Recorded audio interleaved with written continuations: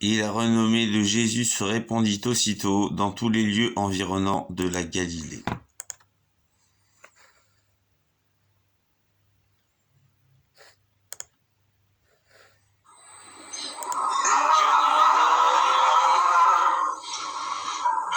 En sortant de la synagogue, ils se rendirent à la maison de Simon-Pierre et d'André.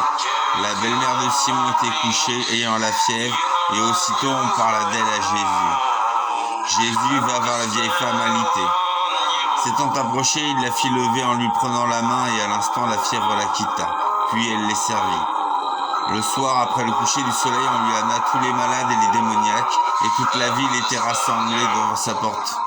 Il guérit beaucoup de gens qui avaient diverses maladies. Il chassa aussi beaucoup de démons. Vers le matin, pendant qu'il faisait encore très sombre, le Christ se leva et sortit pour aller dans un lieu désert où il pria.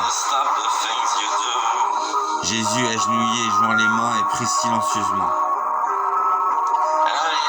Les 4 disciples paraissent. Simon-Pierre, Seigneur, tous te cherchent. Jésus, allons ailleurs dans les bourgades voisines afin que j'y prêche aussi. C'est la volonté de celui qui m'a envoyé. Non. 21. Un jour, Jésus se trouve dans une ville. Un homme couvert de lèpre a rayon.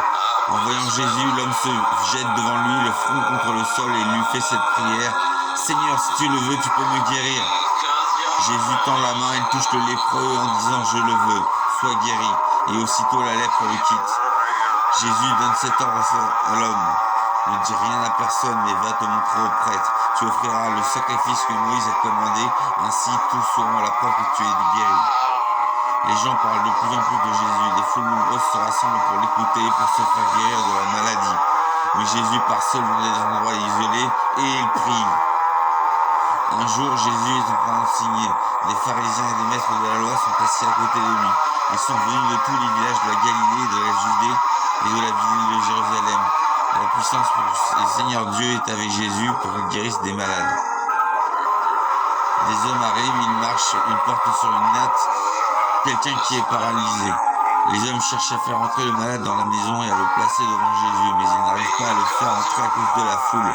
Alors ils montent sur le toit, ils font une ouverture à travers le tuile et ils descendent le malade sur sa natte au milieu de tous devant Jésus. Quand Jésus voit leur foi, il dit au malade, tes péchés te sont pardonnés. Les maîtres de la loi et les pharisiens se mettent à penser, qui est cet homme? Il insulte Dieu. Personne ne peut pardonner les péchés, Dieu seul peut le faire. Mais Jésus connaît leurs pensées et il leur dit, pourquoi avez-vous ces pensées-là? Qu'est-ce qui est plus facile, dire tes péchés te sont pardonnés ou dire lève-toi et marche? Eh bien, vous devez savoir ceci, le Fils de l'homme a le pouvoir de pardonner les péchés sur la terre. Alors Jésus dit au paralysé, lève-toi, prends ta natte et rentre chez toi. Aussitôt l'homme se lève devant tout le monde, il prend la natte sur laquelle il était couché et il rentre chez lui en disant gloire à Dieu. Tous les gens sont très étonnés et ils ont peur. Ils disent aussi gloire à Dieu. Aujourd'hui nous avons vu des choses extraordinaires. Noir. 22. Alors des pharisiens et des scribes vinrent de Jérusalem auprès de Jésus et lui dirent pourquoi tes disciples transgressent-ils la tradition des anciens, car ils ne se lavent pas leurs mains quand ils prennent un repas? Jésus.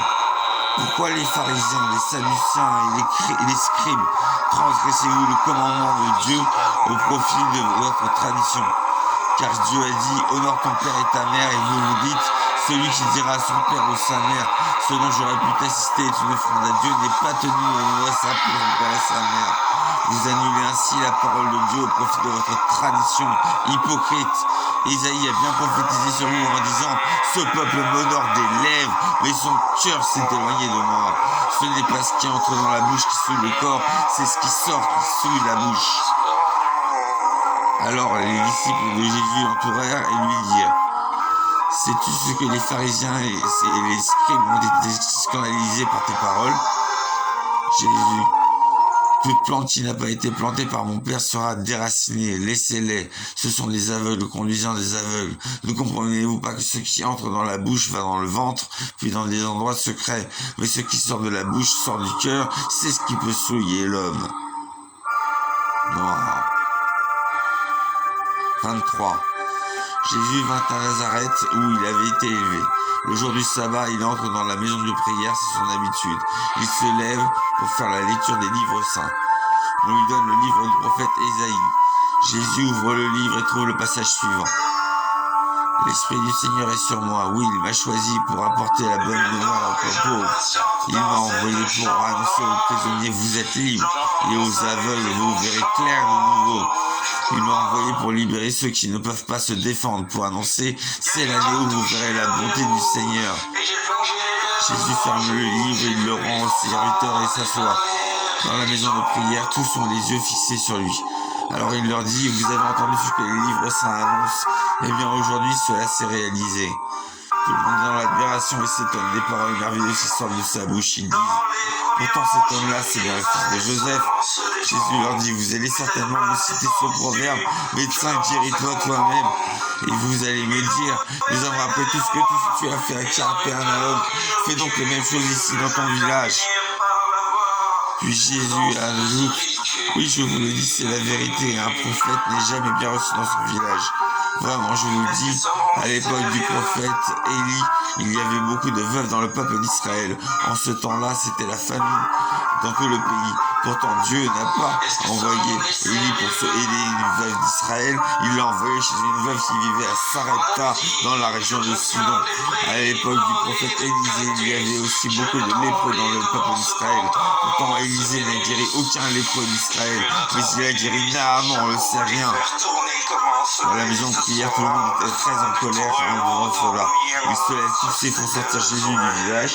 Ils l'emmènent en haut de la colline sur laquelle leur village est construit et ils veulent le jeter en bas. Mais Jésus passe au milieu d'eux et continue sa route. 24. Jésus dans le désert à ses disciples. Je vous dis à vous qui êtes mes amis, ne craignez pas ceux qui tuent le corps et après cela ne peuvent rien faire de plus. Je vous montrerai ce qu'il vous devez craindre. Craignez celui qui, après vous avoir tué, a le pouvoir de vous jeter dans la géhenne. Oui, je vous le dis, c'est lui que vous devez craindre. Je vous le dis, quiconque se déclarera publiquement pour moi, le Fils de l'homme se déclarera aussi pour lui devant les anges de Dieu. Et celui qui me reniera devant les hommes sera renié devant les anges de Dieu. Et quiconque parlera contre le Messie, il lui sera pardonné. Mais celui qui blasphémera contre le Saint-Esprit, il ne sera pas pardonné.